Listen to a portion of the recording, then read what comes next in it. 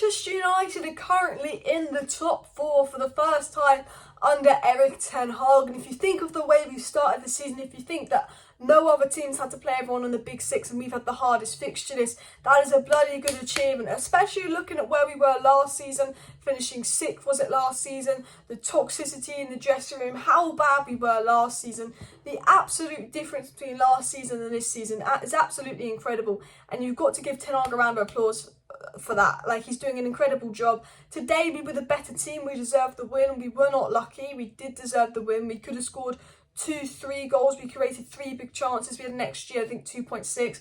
We definitely deserved to win the game today, but it wasn't perfect. It was an okay performance. It was a 6-7 out of 10 performance, but we know Ten Hag wants 9-10 out of 10 performances because Ten Hag's got high standards. He's satisfied. I'm satisfied with this game. We won the game, probably like Ten Hag, but we know there can be better. And we know we need a striker. Anyone who watches that game and does not see why we're crying out for a striker, I believe is blind. Because even Stevie Wonder could see that. We were just crying out for a striker. Anthony misses a sitter. Martial misses a sitter. Garnacho misses a sitter. Rashford luckily can put the ball in the back of the net, but he's the only player in the Man United squad that can seem to put the ball in the back of the net at the moment. You know, we just had so many wasted opportunities, so many attacks, and we actually played quite well to the extent of, I wouldn't say it was a good game, but we created the chances and we couldn't put them in the back of the net. And when I watched this game, the two things that were so obvious to me is why Ten Hag wanted De Jong. I thought Eriksen looked a bit knackered. I thought the Fred substitution was spot on. But why did we not sign Cody Gakpo? I know Cody Gakpo isn't a striker, but we're just crying out for not even a striker, but someone that can play on that front line and take chances. And that's what Cody Gakpo does. And that is why Ten Hag was crying out for Cody Gakpo. And I will sit here now and say Ten Hag is capable of getting top four, because with the way he started the season, with the players he has, we're sitting in the top four despite having the hardest run of fixtures. So Ten Hag is more than capable of getting top four. But if we do not get top four, it's because Chelsea, who are below us, are investing in Enzo Fernandez and other players. It's who Liverpool are below us, are invested in Gakpo. And if we do not get top four, you cannot blame Ten Hag. He's done all that he can. It's a miracle that we're sitting in the top four right now. It is the board for not investing and losing out on Gakpo, because we were crying out for Gakpo today. There's João Felix available on loan. Do not make up some bullshit that you can't afford his loan fee, because you can, because you've saved 20 million in letting Ronaldo go. João Felix's loan fee is 8 million, his wages are 8 million, he's 16 million. If you had the money to pay Ronaldo's wages, you would have 4 million left if you went and brought João Felix on loan. You know, I don't know who we're going to end up on loan, but they have to get a loan signing and they have to do something for Depay, João Felix. They have to do it now, because that bench today was horrific. Absolutely horrific. Alanga's coming on, Donny's coming on. Our only sub off the bench was Rashford, and he would have been starting because there was a disciplinary issue, which I think was the right thing to do, and he was mad. It was brilliant. He came on, it absolutely changed the game. But basically, we've got Rashford, we've got Martial, we've got Anthony, and then we've got an out-of-form Sancho, an 18-year-old Garnacho and Alanga. Not good enough. We need another attacker to add to that depth, because this game's coming up, there's going to be injuries, because Alanga is coming on to save us. No. But what I do want to talk about, and I've got 3 minutes in the video about mentioning it, is how good Luke Shaw was today. Obviously, Sandro Martinez is coming back, so Luke Shaw will fin at left back. But, you know, Ten Hag is loving Luke Shaw at centre back. He also loves the left footer and the left side of defence. Varane and Luke Shaw, absolutely incredible today. And I have to say this, I think Maguire is finished. I think Maguire's had a fantastic World Cup, but he's come back to United and Luke Shaw's playing ahead of him. Lindelof's playing ahead of him. Varane's playing ahead of him. Martinez is playing ahead of him. Harry Maguire finds himself as almost the 5th choice centre-back at Manchester United. He's had a fantastic World Cup. He deserves to be playing Premier League football, because Maguire is not as bad as people make him out to be. Is he United level? No, Varane and Martinez are better. But is Maguire centre-back capable of playing for a top 10 Premier League club? Yes. Is he a centre-back capable of playing week in, week out? Yes. And I think Maguire needs to go. And I think this could be the end of Maguire. I think Maguire will stay to the end of the season because he's got that mentality. He'll fight for his way back. He's captain of the club. But I do generally believe that this is the end of Maguire at Manchester United. I think he will be gone. Some people say he should go in January after like the World Cup. Maybe we could get a bit of money for him. I'd be absolutely shocked. But I think this is the end of Harry Maguire, because Luke Shaw is playing ahead of him. Lindelof plays ahead of him. Varane's playing ahead of him. And Martinez is coming back. And I do think this is the end of Maguire. And I think sometimes an era has to end. You know, he hasn't had the best time at United, Maguire. 80 million. It never paid off. But I think he will probably go. I know Kim and Jay's a target for the summer. But I have to say, £33 million for Raphael Varane is an absolute bargain. And you got those little idiot Liverpool fans Arsenal fans at the start of the season saying Varane is a flop, or last season saying that Varane was an awful signing. Varane, when he played for us last season, was normally quite good, despite having to play with Harry Maguire.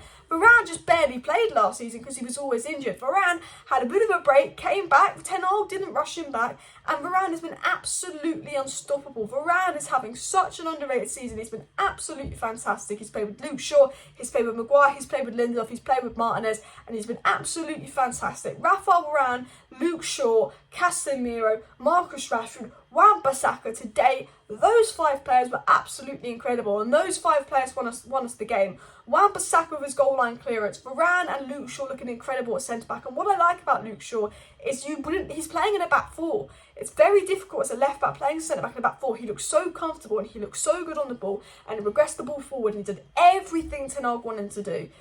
Raphael Varane is a rock, he's solid at the back, nothing gets past him. Obviously the protection of Casemiro probably makes the likes of Varane and Luke Shaw a lot more comfortable in defence, but Wan-Bissaka again defensively solid, Malacia defensively solid, Adama Traore, yes, he did cause Malacia a few problems, but that back 4 in general was just looking so organised under Erik ten Hag. Like last season we were a mess, conceding 5 to Liverpool, 4 to Brighton, obviously we did start conceding 4 to Brentford, and all of a sudden since then we look so controlled, we look so organised.